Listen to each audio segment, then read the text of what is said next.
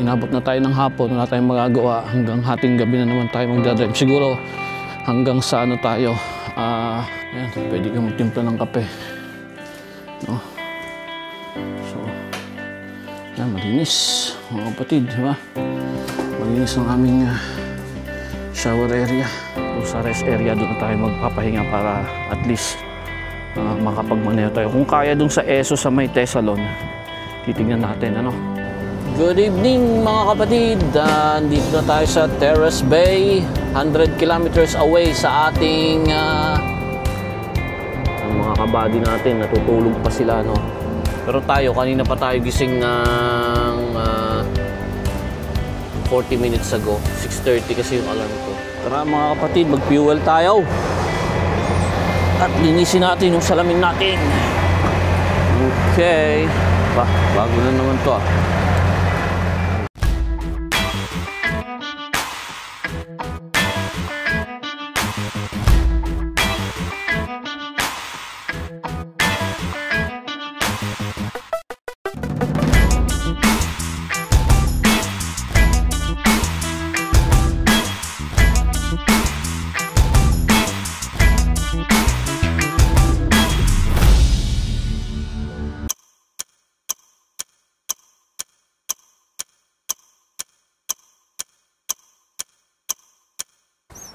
Good afternoon mga kapatid, nandito na tayo sa yard, ano? Bale, ayan, na-connect ko na yung ano natin, load natin, ano? At na-drop ko na yung trailer doon. Maliligo lang tayo bago tayo magbiyahe uli. So ito yung Almer yard namin, ano? Ayan, no? Ganito lang, mailit lang to. So kapag may mga loaded trailer na kami, yan, oh, parang yung mga yan, dito namin pinipick up. Oh, ang hirap itarpan yan, oh, ang taas, oh. Ayan, oh. So maliligo lang tayo. Babalik ko tong kanda doon, yung trailer na pinick up ko, no? Tapos maliligo tayo. Meron ditong shower room, eh. Halos lahat naman kapag ka, ano, may mga shower room, ano. So yun, inabot na tayo ng hapon, wala tayong magagawa. Hanggang hating gabi na naman tayo magdadrive. Siguro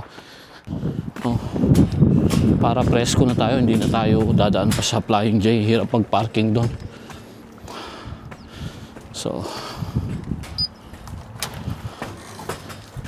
hopefully yun ang tao dito, no? Kasi may nagpapahinga dito, eh. Wala. So yan, malinis, di ba? Pwede ka matulog dito.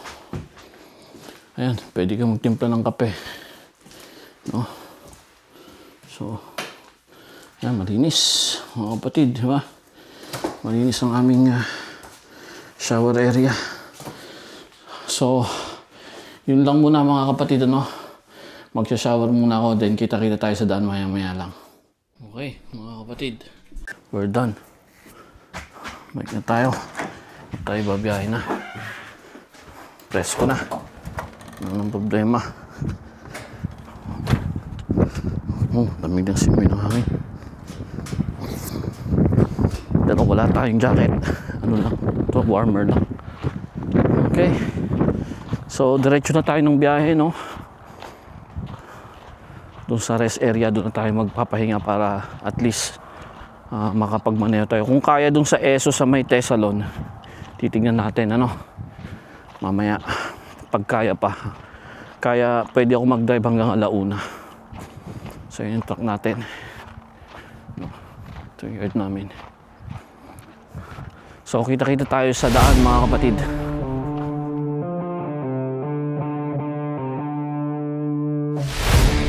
Good morning mga kapatid, good morning. Nagre-ready na tayo para mag-start ngayong araw, ano. So dito tayo nag-stop sa, I think ano to, Paris Sound na to, na rest area. Hindi ko sure, pero I think yeah, Paris Sound na to. Yan, makikita ninyo. Ito ko sa inyo. Please drive to highlighted route. So kagabi dito may mga truck na yan. Meron na yung truck.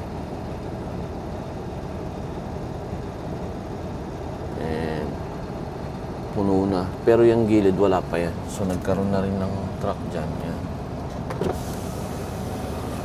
So, kung saan na kami maabutan ng gabi, no? Ano na kami. Yan. Ganyan ang buhay ng truck driver, mga kapatid, ano? Kung kahit may driving time pa, kung minsan inabutan na ng antok, so kailangan na mag-stop, ano? Kung saan na lang abutan, ano? So, meron pa tayong 1,824 kilometers away sa Winnipeg. So, 2 araw pa na drive niyan, ano? So, 1.8 is okay. Kasi pagka ganitong nasa inside Canada, 13 hours of driving, kayang-kaya dyan ng 1,000 plus. Parang nung last time, kung naalala nyo na mayroong humarang sa akin sa harapan na na umatras ako. 1,200 ang dinrive natin noon for 13 hours. So yung 1.8 na yan, kayang-kaya na ng dalawang araw yan. Relax driving na yan. Pero sasagad tayo ngayong araw para konti na lang ang may iwan bukas para maaga rin tayo makauwi at makapagpahinga. So sama-sama tayo uli sa biyahe. Mag-stop tayo sa Flying J na madadaanan natin. So kita-kita tayo sa daan, mga kapatid. Magandang hapon, mga kapatid, ano? Time check 3 PM, no? Meron tayong 1,270 kilometers away sa ating home yard sa Winnipeg. Current location natin, Highway 17 westbound, around 70 kilometers to Wawa, Ontario. Itong kalsada na to ang isa sa pinakamaraming nagkakaroon ng aksidente, no? Especially yung after ng Wawa, kasi after Sault Ste. Marie, Ontario, no, Highway 17, pinili natin yung yung kalsadang maigsi pero medyo delikado. Dahil may mga tropa tayo, no, yung mga kasamahan natin sa New Hope na mga kabayan natin na dumaan dito kahapon, and they say na okay ang kalsada. So far, so good naman. Ang problema nga lamang, mga kapatid, dahil nag-snow ng konti, no, wala pang dumadaan na nag-alis or naglagay ng salt sa kalsada. Kaya kung makikita nyo, sa top ng kalsada, ayan, meron siyang snow sa ibabaw, at napakadulas niyan, lalo na sa mga kurbahan, mga kapatid. Parang ito, may kasalubong tayong truck, ayan, nakikita nyo, napakadelikado niyan. Dahil isa man sa amin ang madulas niyan, dahil pakurbada kami, maaari kaming humarang sa namin, sa linya namin, or kahit yung mga 4 wheels. So nagbaba ako ng speed ko, 80 na lang, dahil nagsisiguro ako, although hindi ako nakakaramdam ng dulas, pero hindi natin pwedeng magbaka sakali sa ganitong klase ng panahon, na nag-i-snow ng konti at pumapatong siya dyan sa kalsada na yan, and then walang dumadaan. Wala pang dumaan dito na flow truck para at least alisin yung nasa ibabaw na yan, and then lagyan ng salt or kung ano man ang nilalagay nila. I think that is salt yung nilalagay nila dito, So maraming akyatan dito na daanan ko na kanina, yung isa sa mataas, but then from time to time, ito, makakita kayo ng ganito, paakyat siya, Kaya after nito, yung paakyat, wala naman problema tayo, mga kapatid, Yung paakyat, mas safe. Bas gusto ko pa nga puro paakyat, Pero yung pababa, yun ang medyo delikado, Doon tayo magpay attention, papakiramdaman natin mabuti, babantayan natin ang mga paparating, mga mag-overtake, kung ano yung speed nila. Makikita naman natin yan, para at least alam natin beforehand kung ano yung pwede nating gawin if in case na merong biglaan na mangyari sa harapan natin, ano. It's like dito, kurba, di ba? Kung may mabilis dyan, medyo delikado, di ba? Makita nyo yan, kurbahan yan. At hindi mo nakikita kaagad yung kasalubong mo. And dito sa ating left side, ano, makita nyo yan, yan yung lake na nagse-separate dito sa Ontario at US. Frozen yung ibabaw niya, pero ano pa rin yan, malambot yan. Hindi ganun ka-frozen yan, ano. Ayan. Hindi kagaya nung frozen lake na dinadaanan ng mga nag-ano, no, pumupunta sa ano, sila Pinoy Tracker, ano, sila Boss Marco, no, yung pumupunta dun sa northern part ng Canada, ano, yun frozen lake yung dinadaanan nila na yun, ano. Pero ito hindi mo pwedeng daanan yan. Pag kahit tao lang pumunta yan, lulubog ka dyan. So yeah, yun ang current situation ngayon. Gusto ko lang maipakita sa inyo, no, na hindi ganoon ka-ideal yung yung ating dinadaanan sa palagay ko, no, sa akin. Hindi siya ganoon ka-safe, hindi siya ganoon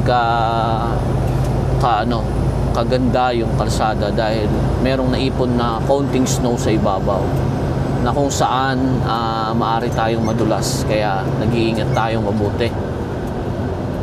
And hopefully itong part lang na to ang ganito, then later on makakakita na naman tayo ng dry na road, ano, para at least ma-increase uli natin yung speed natin at kahit paano makarating tayo ng Nipigon or Thunder Bay kung kakayanin ng oras natin, para bukas kaunti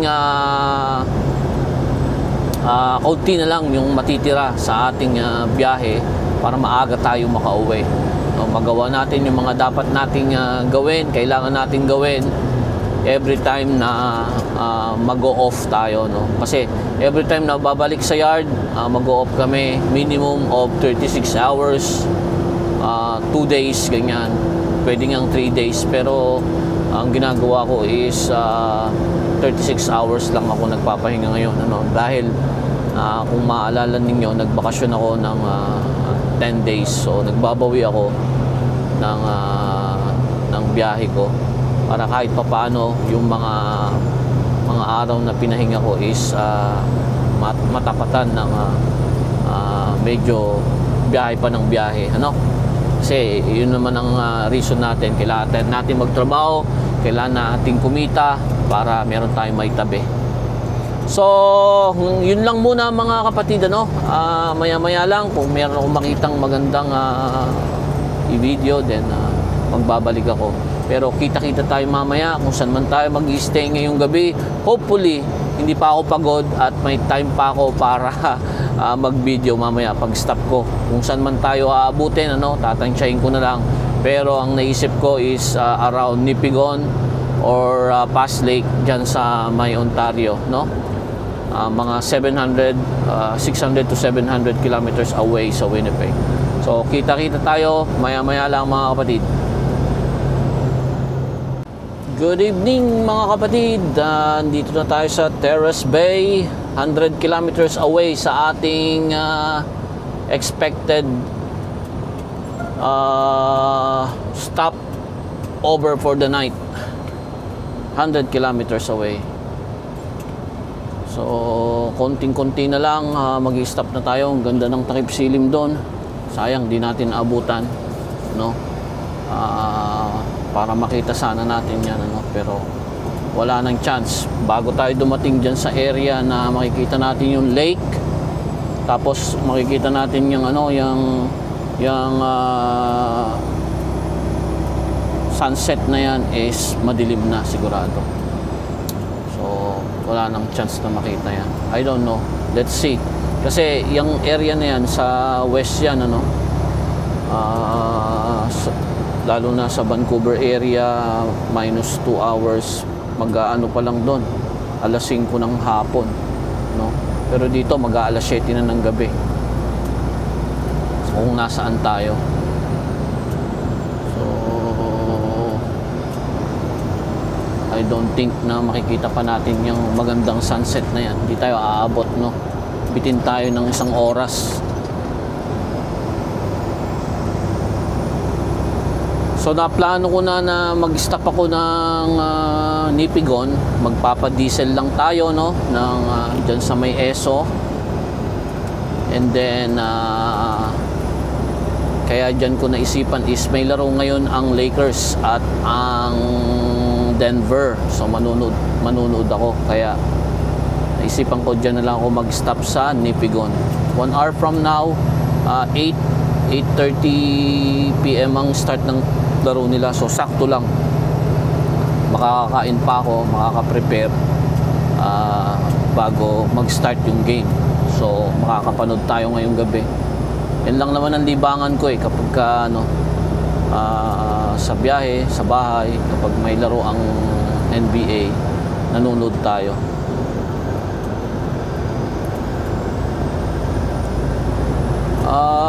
Nakapag-drive din tayo ng 1,000 plus ngayong araw na to hanggang mamaya, no?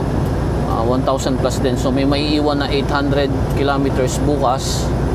So around 9 hours of driving na lang yun. So mag-start tayo ng 6.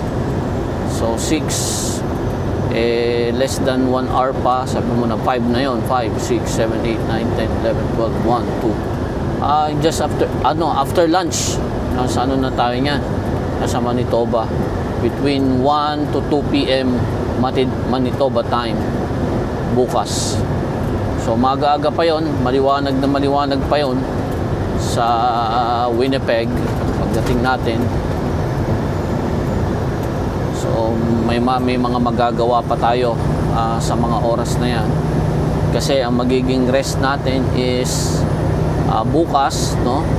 Pagkadating yon, yung araw na yun at gabi, then kinabukasan Monday, and then Tuesday start na naman ng ating biyahe. So 36 hours of rest lang. So yun lang, dumidilim na. Sayang hindi natin nakita ang sunset, dun sa area. May area dito na makikita yung sunset, tapos may lake. Alam ko nakita nyo na yan sa mga dating videos ko, kung saan yung nandun pa ako sa itaas ng truck. Kung makikita nyo, kung napanood nyo yung mga video na yun, hindi na tayo aabot. So sa susunod na lang ng mga biyahe natin. So kita-kita tayo maya-maya lang sa ating stopover dyan sa Nipigon, mga kapatid. Nipigon, mga kapatid. Magpo-fuel lang tayo. And then mag-stop na tayo for the night. Ito yung tulay sa may Nipigon. Kung nakikita nyo to, mga kapatid, makikita yun. Maganda yun sa malayo pagka dun sa Highway 11 ka dumaan. Ayan. Makikita yun dun sa malayo. So nandito lang yung yung ESO, no? Fuel lang tayo, and then okay na. Mag-park ako dun sa sa Petropass na parking lot, kasi maganda dun malawak yung space doon. Tapos walang yung kumbaga yung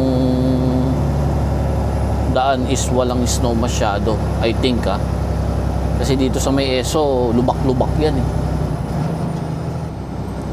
So ready natin yung ating papanoorin. Lakers versus Nuggets. Magandang labanan yan, mga kapatid, Magandang labanan yan. Dahil ano nangyari dito sa kotse na to, Delikado. Alanganin yung niya doon, Siraan siya doon.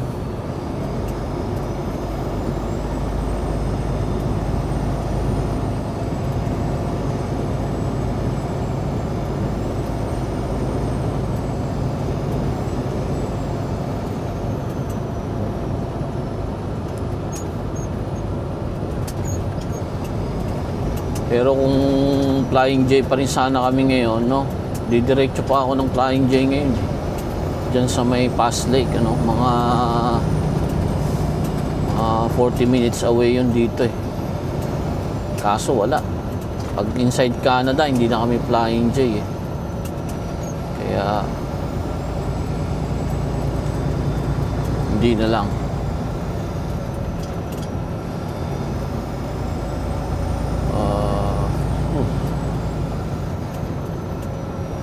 Sa kabila pa yung ano eh, yung fuel. Ay nako, mukhang ano malalampasan ko yung ano. Eto, dito dapat ako magpapahinga eh. Eto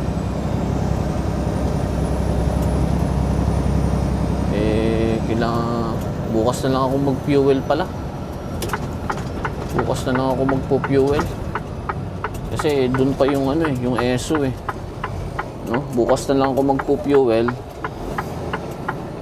Kasi dun pala sa bandaron yung ano, yung ESO. So dito gigilid tayo rito, no? Na tayo magpapahinga for the night sa Petro Canada. Dito tayo sa gilid kasi ito wala na ritong sisingit pa, no? Wala nang sisingit dito, so wala nang maingay, no? Wala nang mag-iingay dito. Dito na tayo. Yan, dito na tayo. Okay. So, yun mga kapatid, ano? Dito na tayo mag-stay for the night. Makikita nyo, nakakunti ang truck, ano? Tahimik dito. So, makakapagpahinga tayo ng maayos. Tapos, bukas na lang tayo ng umaga magpifuel dyan sa may ESO. Akala ko mauuna yung ESO bago ito. Yung ESO pa lang nakikita ko doon, eh hindi para sa truck yun, para sa mga kotse lang. So yun lang mga kapatid, ano? Isang magandang gabi sa lahat. Kita-kita tayo uli bukas ng umaga para tapusin ang ating biyahe. Isang magandang gabi. Good morning mga kapatid. Isang magandang umaga. Time check. It's sa Winnipeg, it's 8:10 AM, no? Pero dito sa Nipigon, 7:10 pa lang, no? So ayan, makikita nyo, madilim pa ang kapaligiran, ano? Ayan, no? Ayan, madilim pa ang kapaligiran. Ang mga kabady natin, natutulog pa sila, no? Pero tayo, kanina pa tayo gising ng 40 minutes ago. 6:30 kasi yung alarm ko. Medyo pinaliliwanag ko lang, and then lalarga na tayo. Magdi-diesel pa tayo eh. So yan. So gusto ko lang bumati ng isang magandang umaga sa ating lahat, ano? Pasalamat tayo sa isang bagong umaga na naman ng buhay natin. Bagong buhay ng biyahe. Samahan nyo ko hanggang sa makarating tayo sa Winnipeg mamayang hapon. So magpupuel lang tayo. Kita-kita tayo doon mga kapatid. Isang magandang umaga. Tara mga kapatid, mag-fuel tayo. At linisin natin yung salamin natin. Okay. Bago na naman to ah. Higa.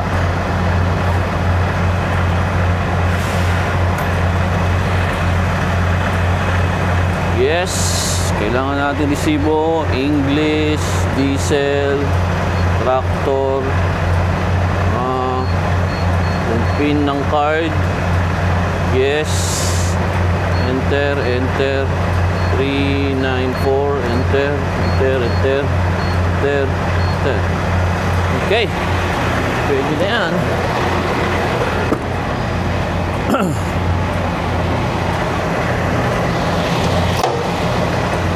Malamig dito mga kapatid. Ibis lang yung suot natin.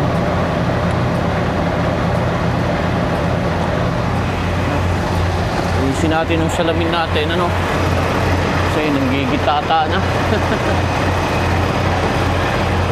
Tingnan mo dito, ang lilit ng mga panglinis nila dito. Parang pangkotse lang eh.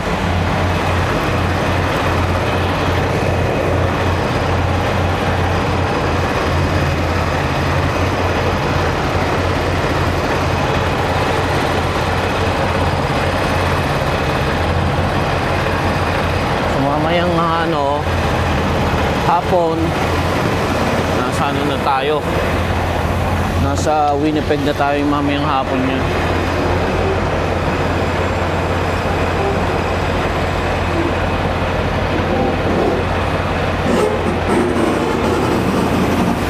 Ano yun? Ano sumasabit ah? Hindi, heavy duty, yan oh, heavy load. Heavy load mga kapatid.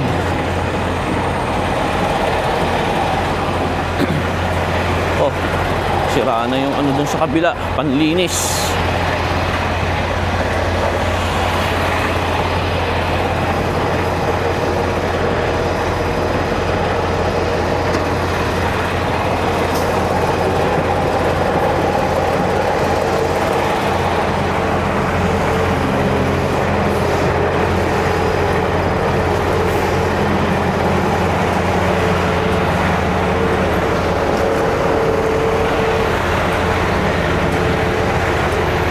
Naglilinis ka kasi ng ano, windshield mo habang umaandar ka, yan, nagigitata.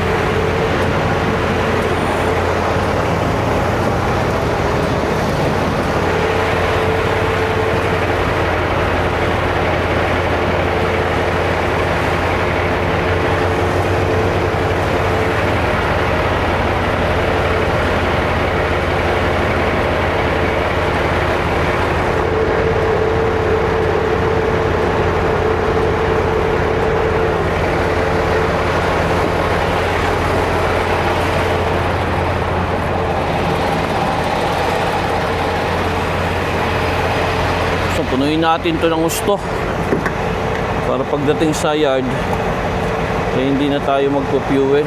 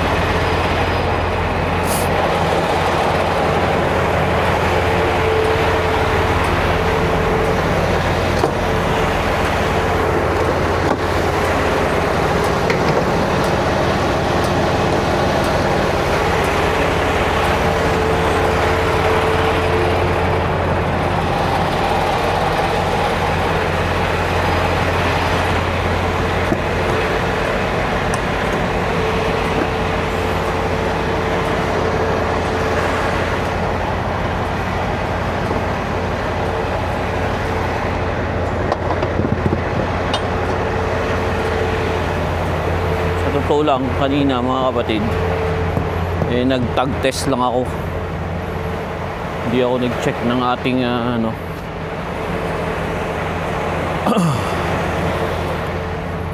ng ating mga gulong pati mga ilaw. Hindi, nag-check ko naman yung turn signal kasi madilim pa, tsaka yung brake, importante yun.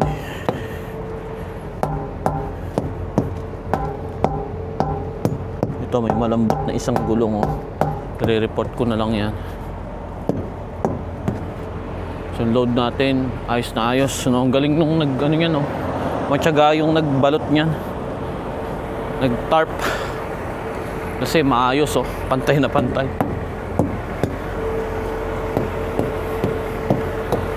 Nung bago ko ganyan din ako magano, pero nung tumagal na parehas lang yan basta mabalutan mo.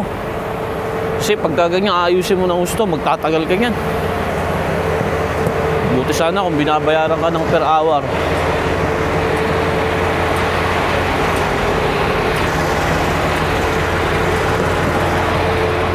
Lalo na pagka nanggaling yun sa may haraw, matagal sila mag-load doon. Kulang ang 4 na oras mo ron. Tapos ang bayad mo lang doon is $55.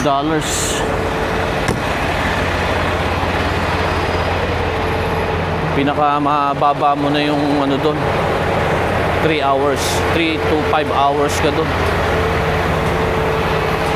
Dahil mabagal sila mag-load doon. Luging-lugi ka. Totoo lang.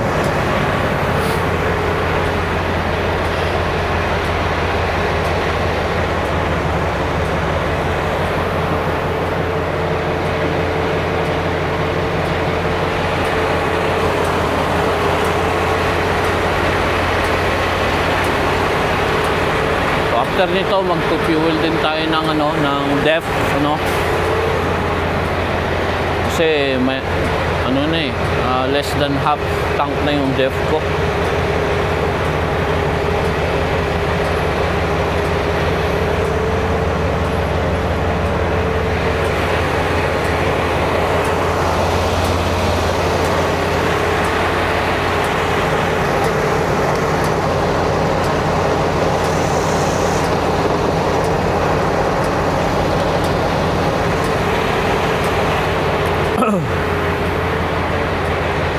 So yan ang ESO.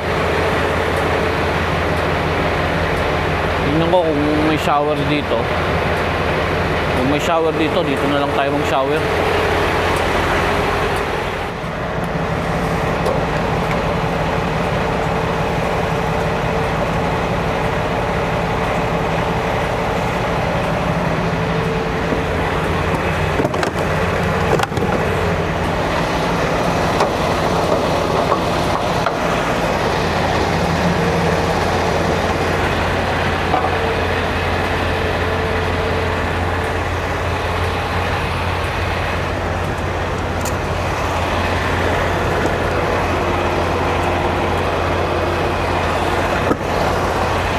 So yung ano naman tayo, DEF.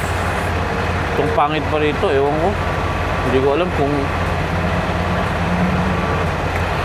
paano pagsabayin yung ano, yung DEF tsaka yung ano.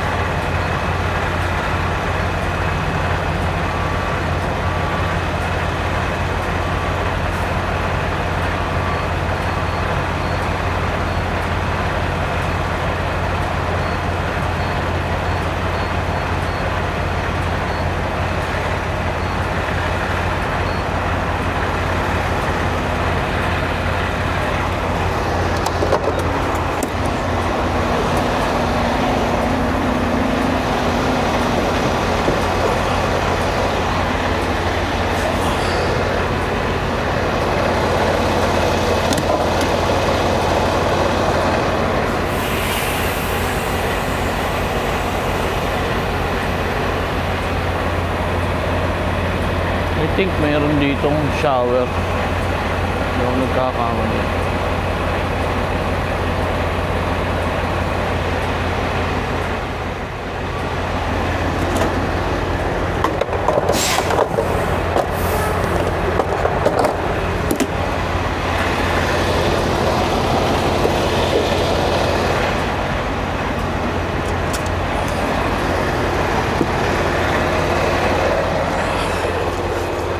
Natin kung mayroong shower room dito. Liligo na lang tayo dito.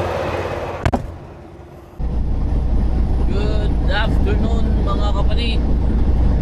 Good afternoon. Time check. It's 2 PM. No? Meron pa tayong maximum 2 hours. No? Approaching Kenora na tayo, no? Yung boundary na Ontario at ng Manitoba.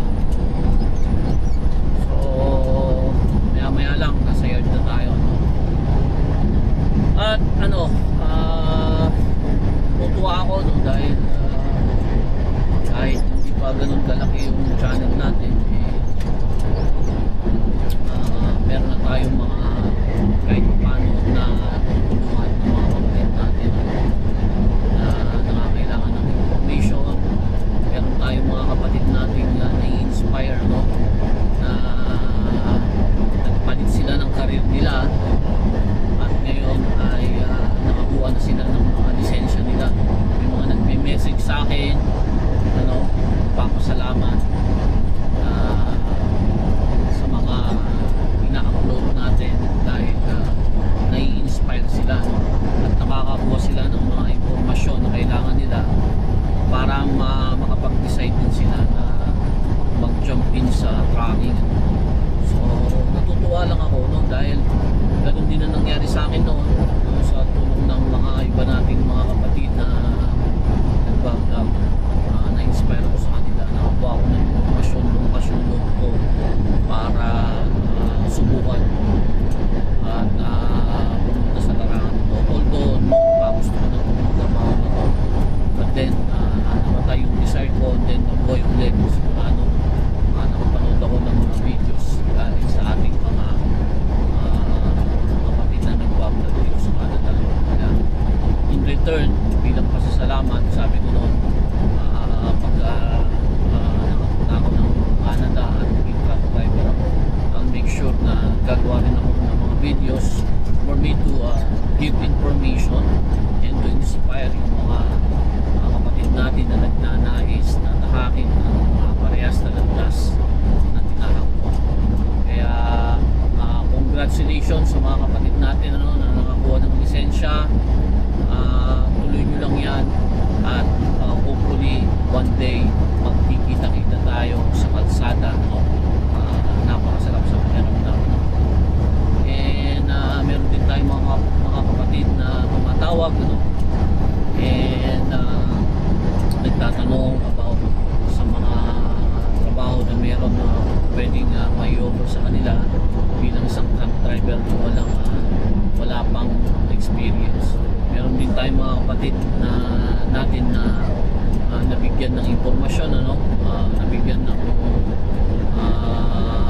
company na pwede nilang tawagan, ano, nakapag-advise sa kanila kung ano mas maganda nilang gawin, ano, bilang bagong lisensyadong truck driver. So, maraming salamat sa lahat ng subscriber natin at nanonood sa ating channel, ano. At dun sa mga hindi pa nakasubscribe, no, 60% ng viewers natin sa channel natin, ano, hindi subscriber. So sa mga hindi pa nakakapag-subscribe, please subscribe, or kahit like man lang, ano, ayaw nyo pong mag-subscribe at ayaw nyo pong maabala sa mga notification ni YouTube sa inyong YouTube channel, okay lang po. Basta kung manood kayo, mag-like na lang po kayo sa videos natin. In that way, makikita ni YouTube na maraming reaction sa videos natin. Isasuggest niya yan sa mga iba pa na may interest about tracking, para makarating doon sa iba pa nating kapatid na naghahanap ng ganitong klaseng channel, mapanood yan. So ulit, maraming salamat sa inyo. Patuloy lamang po sa pagsubaybay at sisikapin po natin na makakuha ng mas magandang mga videos and content, ano. Medyo busy lang, medyo minsan mahirap din gumawa ng content, ano, kasi kailangan mo umisip ng mga bagay na magiging interesado para sa mga manonood natin, ano. Kasi hindi naman lahat ng ating manonood truck drivers, but karamihan. So make sure na may balance sa content natin. Isa yan sa mga struggle namin, ano, umisip kung anong pwede namin i-feature para meron kayong mapanood linggo-linggo. But anyways, again, maraming salamat sa inyo, sa mga subscriber, at sa mga comment ninyo. Binabasa ko lahat yan at sinisikap ko na bawat comment nyo ma-replyan ko. Again, maraming salamat mga kapatid, no? At patuloy lamang po sa pagsubaybay. Kita-kita tayo mamaya dadaan pa. Meron pa tayong makukuhanan ng video mamaya-maya lang, then babalik. Isang magandang hapon mga kapatid. Ayan mga kapatid, nandito na tayo sa yard. Idadrop na natin tong trailer, no? So okay na tong trip natin na ito, no, for this week. Umabot din tayo ng 6 days, no? 6 days din tayo, almost 7 days. So may mga MacDon na machine dito, no? So maraming load na naghihintay. Ayun pa, doon pa. So dito na natin tinatapos ang linggong ito mga kapatid, ano? Yung biyaheng ito. At magkita-kita tayo uli sa susunod na biyahe natin sa Tuesday. Isang magandang araw mga kapatid. Huwag niyo pong kakalimutan, mata sa kalsada, kamay sa manibela. Manibelang Pinoy, magandang araw.